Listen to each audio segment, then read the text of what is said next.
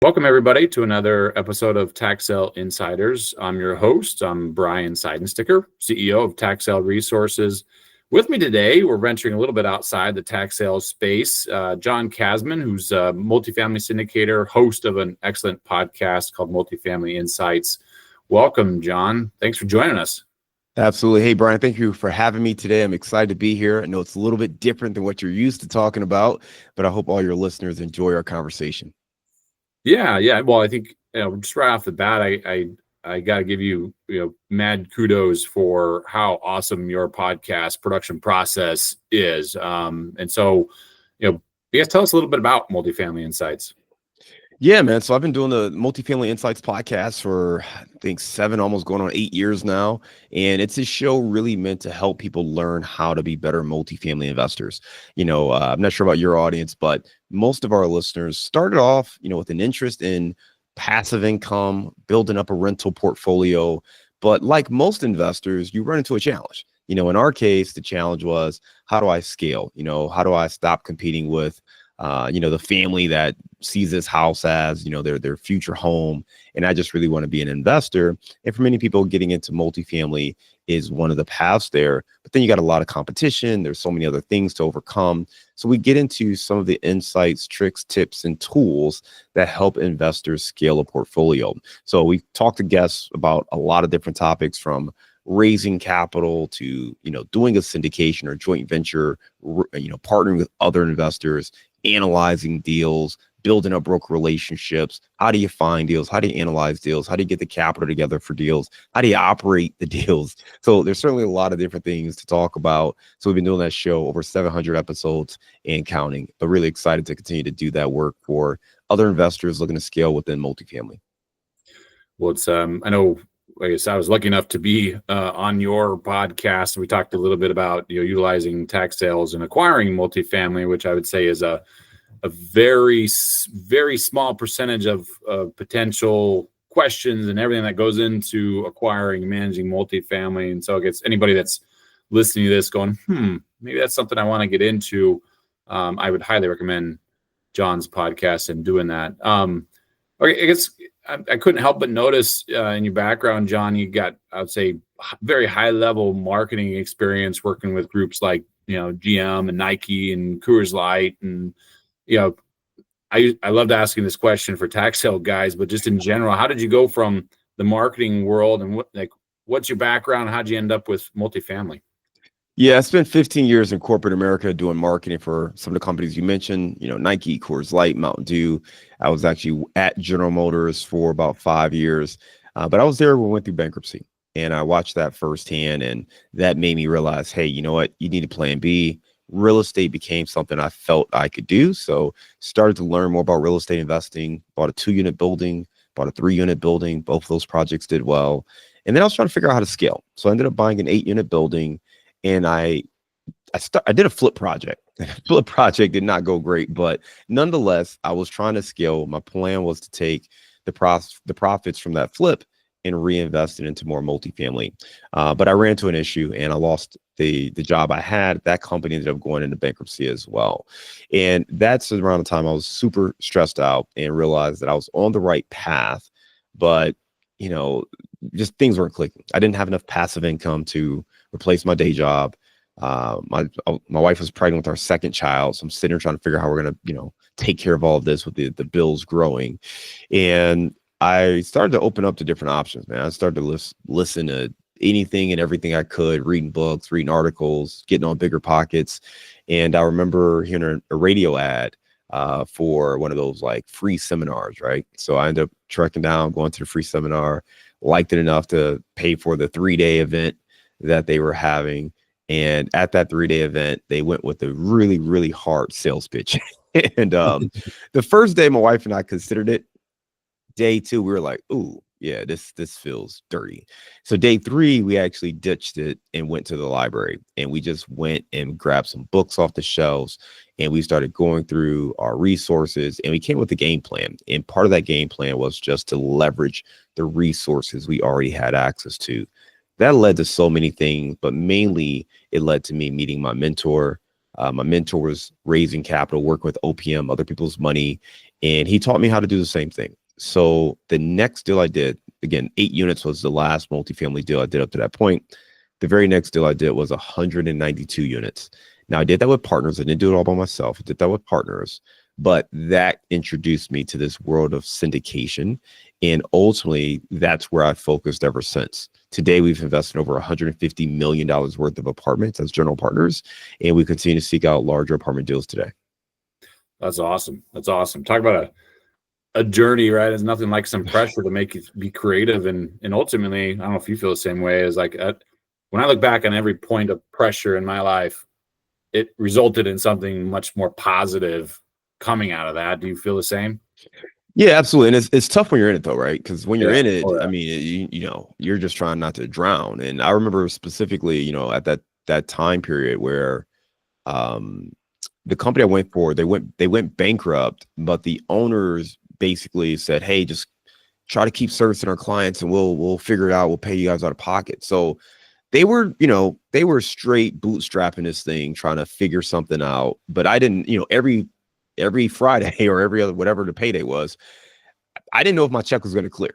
You know what I mean? Like there were vendors I know we weren't paying because I was senior enough executive where, you know, those people are calling me, hey man, I put my invoice in 2 weeks ago or a month ago, and I know we weren't paying those guys right away, right? So I'm sitting there like, I just want to make sure my check clears at this point. So I mean, just highly stressed right on the day job. Then I got these flip projects. I mentioned they didn't go well. I partnered with this developer. He ended up having an alcohol abuse issue and just completely disappeared and left the project, and I was left picking up the pieces. And on top of that, the 8 unit, you know, it was okay. It was probably the best performer of that little group, but it still wasn't doing great. So I just remember feeling dejected, feeling lost, feeling like a failure. And I ended up going into a little bit of a depression. I met this gentleman who was kind of a life coach, I guess you would call it, or a business coach. So I would sit with him and I would talk to him about this thing. And I'm waiting on this man to give me the solution, right? How do I fix this? How do I get more money coming into business? Do I need to just, you know, cut this off and do this?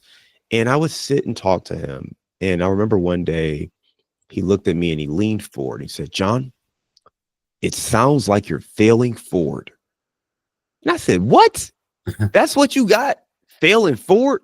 Bro, I'm losing tens of thousands of dollars on this project. I don't know if this W-2 check is even going to clear. And, you know, my childcare expenses are through the roof. So I'm sitting there and I'm just like, and the best you got for me is sounds like you're failing forward. I was like, done. So I'm like, all right, you're not helping. But he was right. I just wasn't in a position to recognize it, but he was absolutely right. And what he was trying to say to me, which I couldn't process that day, is I was learning from taking these risks. I was learning from taking these steps. And even if I didn't succeed, I was still progressing forward on my journey. And that wouldn't have happened if I didn't do that flip project. It wouldn't have happened if I didn't, you know, have this pressure at my job where I wasn't sure if the money was coming. If I never had to worry about that, and people ask me this question all the time. If I worked instead of at GM, let's say I worked at Toyota and we never went through bankruptcy, you and I are likely not talking now. It's the truth.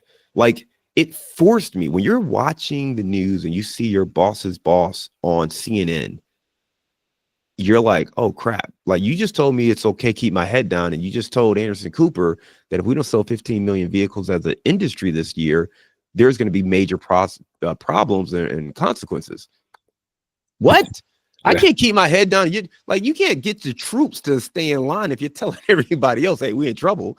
Yeah. And I just remember going through that mentally and saying, okay, well, what are you going to do? And I started to update the resume and I was interviewing at different companies and I was going through that process, but it actually went not slow, but it started like in April and it slowly dragged out for almost a full year.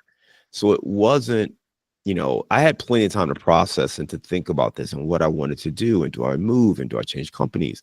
And ultimately, what I realized was once it became clear this was a whole, you know, financial economy situation and not just Detroit, not just the automotive industry. Well, that's when I said, well, listen, it probably just makes sense to weather a storm here and let's get some wins under the belt and then let's pivot.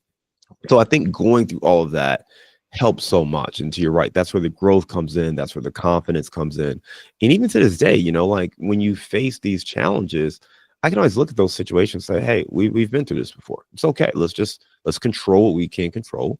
Let's figure out where the opportunity is going to be, and let's put ourselves in a position to take advantage of it. So I think it's really important for you to have that growth and for you to have kind of the experiences that you can reflect on, just to know that you can do it and don't let the panic or the chaos really take over. Yeah. So many good things. I hope I remember to come back to all these thoughts that I had as you're talking. But yeah, it's very hard to see through the murkiness when you're in it, right? It's in hindsight, it's always 2020, right? You got to be way out ahead of it to look back and say, wow, that was good, right? Net positive as a result. Now, I won't get political here, but I have a similar thought, right, with where we're at, as a country, as an economy, right? I think no matter what side of the aisle, I think everyone probably agrees we're in a time of pressure, right? Call it what you want. Definitely a time of pressure. But I'm a firm believer, like, individuals, companies, states, countries, they need that pressure to get creative in how to grow, right? And I like to think that 20, 30 years down the road, we'll look back and go like, well, yeah, it was hard to see through the murkiness at the moment, right? But as a country, we eventually figured out how to do things better than we are today, right? And that's my hope. I think we as a country spend a lot of time and at the top of the world with not a whole lot of pressure, and that is good when you're there, but there's nothing forcing you to get better at things at the same time. So anyway, that was just a random thought, and I don't get an opportunity to just share my 2 cents on podcasts very regularly, John. But anyway, had that thought. Taking a step back to your flips that didn't go real well, and I know a lot of our audience, does flips, right? And so I think anything that can be shared to help them learn things, either for future projects or a project they are in the middle of. So what was like the number 1 or 2 kind of lessons learned from that forward failing, as you put it, right? And I think call it, an expensive education, but what are top 1 or 2 things that you would recommend as lessons learned from that? I think the biggest thing is just understanding the partners that you have, right? And I not take full responsibility on this, because at the end of the day, when you're working with people, you've got to vet them. You have to understand that they can do it. And one of the things that I've learned over the years is most contractors, they can do the work, right? They can do the drywall, they can do the installation, they can, schedule the plumbers and electricians. But many of them are not great business people, meaning they're not able to sit there and make sure that they're profitable or that their profit margins are protected as they do all those things. Some aren't even good project managers, right? So they're not necessarily lining up everyone to go in the most efficient manner. So with the flip projects, there were a couple of really big red flags from the start that I wish I would have paid more attention to. So I mentioned that I partnered with this developer, and the thing I liked, and by the way, I still think he had a brilliant model. He just didn't expand when it was necessary. But he had this model where he would have 5 different homes at various stages of the flip project, and he had a trolley. So he would bring investors on a tour. He would take us to each house, and you could see from when they just bought it and got under contract, haven't touched it. This is its raw state. We just got off Hubzu or something like that. So you can see the property in that state. He did the same project. We were buying all bungalow properties in north side of Chicago, northwest neighborhoods of Chicago. He would chop the top off, pull the roof off, add a full 2nd-story addition, fully renovate the house, new mechanicals, new everything, just keep the exterior shell. And then we go in and finish it. So most of them ended up being 6-bedroom, 4-bath homes. Couple of major issues, right? So go back to the team. I like the flow of how he had it going. He didn't expand his team. So when I first started meeting with him, he had 5 homes going at a time. Then it went to 6, then it went to 8, then it went to 10, but he never increased the labor force. And that was a huge red flag. So the deals in the project slowed down drastically. The second thing is he was doing really this house of cards where he would take draws from one project and use those draws to move forward another project, but he wasn't really running each project individually financially. So as I understood what he was doing more, I recognized the problem. I mean, that it's literally a Ponzi scheme is what it is technically, right? That's literally the definition of a Ponzi scheme. It's taking money from one project, funneling it into another project. And we were not all the same investors, but he would take my draw and then, you know, use it on someone else's project. And then I had to wait for him to finish somebody else's to get money back to do mine, right? So stuff like that on the partnership side, I wish I would have been more diligent on the vetting process. But I think the biggest thing is just understanding the deal and the risk. And in that case, that was part of it. The other thing that I should have recognized earlier in the process was we were setting the market on these deals. So you didn't have a lot of 6-bedroom homes in the Northwest neighborhoods of Chicago. Again, most of these are bungalows. So there weren't these 2-story homes in these markets. So the comps are all his comps. And when the market slowed down, well, now we couldn't push that ARV to $450,000 or $500,000. So that just made it a challenge. So I think the biggest thing here is, one, listen to your gut and your intuition. Okay. If there are red flags, if there are concerns, you can always step back. The biggest thing I can tell you though is when you're vetting someone, if they ever tell you not to worry about something, run. Run. Because I asked that question about scaling. I said, hey man, I'm seeing more and more people in these tours. Looks like you're taking on more and more projects. How do you plan on managing the scale? And he said, oh, don't worry about that, Johnny. Which I don't really let a lot of people call me Johnny, but and I just knew at that moment, I was like, oh crap, he really doesn't have a plan for this. And it was clear he didn't have a plan for it. So those are the things I would say is just, you know, if your concerns are yours, like they should be able to address it. And I don't care if it's a silly question, if it's a, you know, an introductory question. If it's simple and easy, you should be able to answer quickly. If it's a complicated question, you should still answer it respectfully. And I'll give you an example. I had an investor. We were doing a deal, that deal I mentioned, 192 units, San Antonio, Texas. I had an investor ask me, this is back in 2016, I believe. So this is right after I think Trump got elected. And the investor says, hey, well, Trump ran on a lot about immigration reform. You know, we know San Antonio is growing in population, but how much of that is through immigrants? And what would you do, or what does this project look like if they close the border and have, you know, reduced immigration? I was like, ooh, I don't know the answer to that question off the top of my head. That's a phenomenal question. While my gut said, hey, I don't think it's a big deal, it's nothing to worry about, I told him, hey, you know what? Great question. Let me look into that. I went and did some research, try to understand how much of, you know, San Antonio's population growth came from immigrants. Were they legal immigrants? Like, what were the jobs? What were the sectors? And I came back to him about an hour later and said, hey man, did some research. Here's what I see. Based on our projections, I don't think this is going to, you know, have a big impact, but there could be, you know, some minimal impact there. Was it a relevant or big enough question to make this investment? Maybe not, but it was serious to him. It was important enough for him to ask me. It's the only time I've ever had a question like that, but it was important enough for him to ask me. Right. So it's just, there should always be respect if you're looking to partner with someone, if you're looking to invest with someone. And that's something I don't waver on.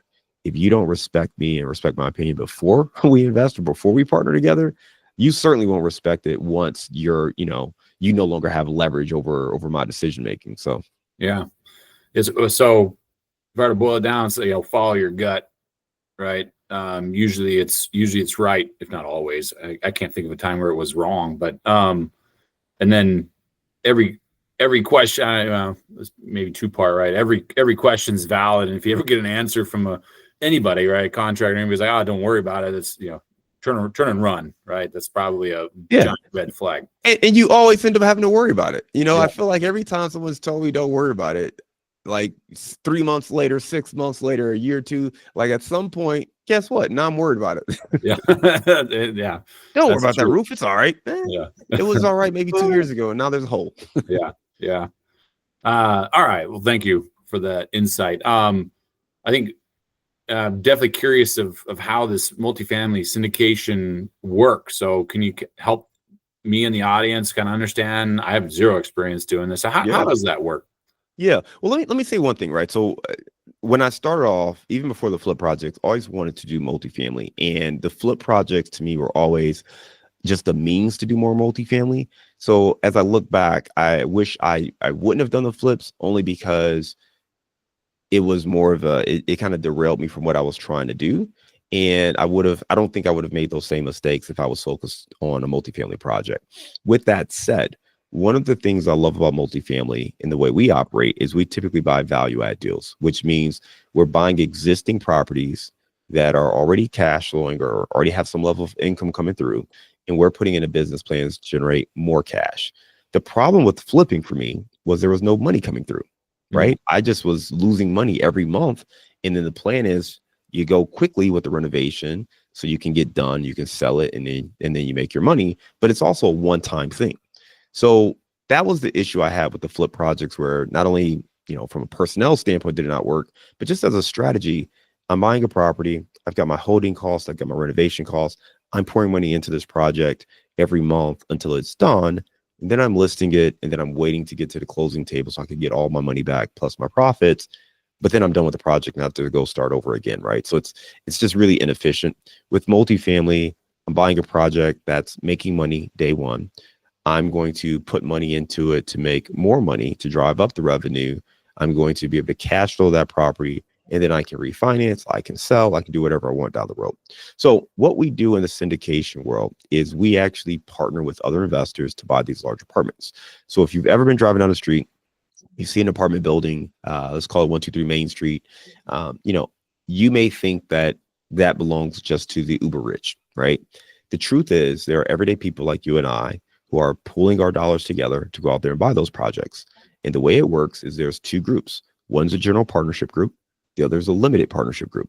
The general partnership group, or GP, they're the ones that are actively seeking and overseeing the deal. So groups like mine, we are constantly evaluating opportunities. We're touring these deals. We're analyzing these deals. Once we find one we like, we'll get under contract, and then we share with our limited partners. They will invest with us. We go out there, we buy the project, and now we oversee it. We're hiring the professional property management company. We're working with contractors if we need to. We're implementing the business plan, and then we're going to distribute the profits on a quarterly basis. Some groups do it monthly. We typically do it on a quarterly basis. And then once we're through with our business plan, once we decide to sell, which could be, anywhere from a 3 to 7 year time frame, typically it's more 5 to 7 years. But once we sell, all of the proceeds go to investors and to the general partnership team. The thing that's really good about this is you get all the perks of owning real estate without any of the headaches of managing it yourself. Because as a limited partner, the only thing you have to do is vet operators, which we just talked a lot about vetting people. So vet operators, figure out who you'd like to work with, and then vet the deals when they come across your desk. Take a look at the deal, ask questions, understand where there's risk. By the way, every deal has some level of risk. So just understand what the risk is in the deal, understand how the team is going to mitigate that risk as best as possible. And then once you decide to invest, you are set. You receive your quarterly distributions, typically monthly updates, and you are all set to go. It's truly a passive investment for the limited partner or the LP after you make the decision to invest. Got it. Interesting. Okay. Now, as we run a fund called Mountain Earth Capital. It's structured as a 506c, and I know, so I understand the rules associated with that. Are there similar rules of syndication? Like we have to have all investors in our fund have to be accredited investors. Is there any requirement of stuff like that for LPs or GPs for syndication? Yeah, there's really a handful of ways to raise capital for deals. I mean, essentially what we're talking about, it's a security. So the way the SEC looks at it, Security Exchange Commission, it's a security. So we can call it a fund or syndication or whatever term we want to use. But really it's a security. And what that means is, yes, it's we could do a 506c offering. We could do a 506b offering. The difference there is 506c as in Charlie is limited to accredited investors. 506b as in boy is open to sophisticated investors as well. So that just means, hey, you may not be accredited, but you are savvy enough to understand the decisions you're making. You've done enough research. You understand what you're doing with your investments. You understand multifamily investing enough to make a decision that this is something you want to do. And the goal there from the SEC standpoint is just make sure that no one is being preyed upon and they're not treating this as a lotto ticket, right? They want to make sure that you fully understand the level of risk involved with the investment. So we can do 506B or 506C. There are a couple other things that you can do like Reg A, but typically we are looking at either a 506B or 506C offering.